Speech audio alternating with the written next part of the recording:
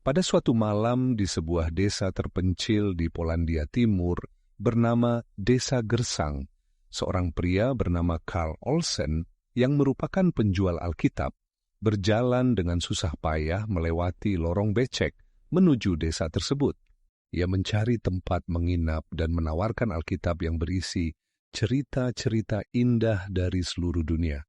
Akhirnya Carl diterima menginap di rumah keluarga Kowalski yang menganggap kehadirannya sebagai berkat di tengah dinginnya malam itu.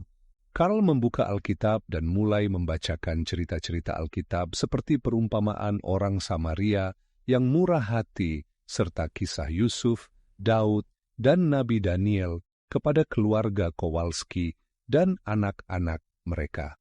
Anak-anak pun tertarik dan ingin memiliki Alkitab meskipun keluarga mereka sangat miskin dan tidak mampu membeli buku tersebut. Setelah pertimbangan, Pak Antoni, kepala keluarga, akhirnya membeli satu Alkitab yang sangat berarti bagi mereka.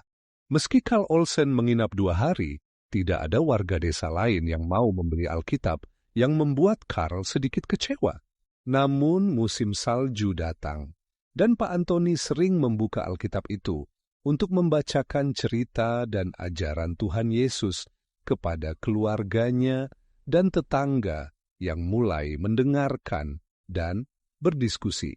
Lambat laun ajaran Alkitab mulai merubah cara hidup mereka menjadi lebih murah hati dan penuh kasih. Semua warga desa pun mulai percaya kepada Tuhan Yesus dan bergabung dengan umat Kristen, hingga jumlahnya mencapai 200 orang.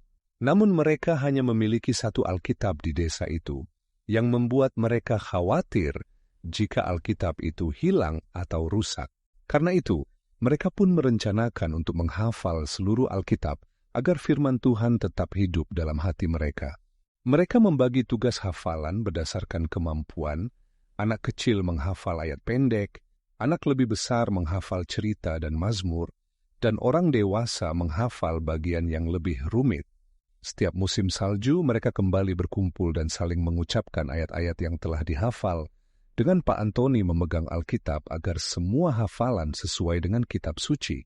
Beberapa tahun kemudian, Carl Olsen kembali ke desa Gersang dan disambut dengan hangat oleh keluarga Kowalski dan penduduk desa yang telah menghafal hampir seluruh Alkitab.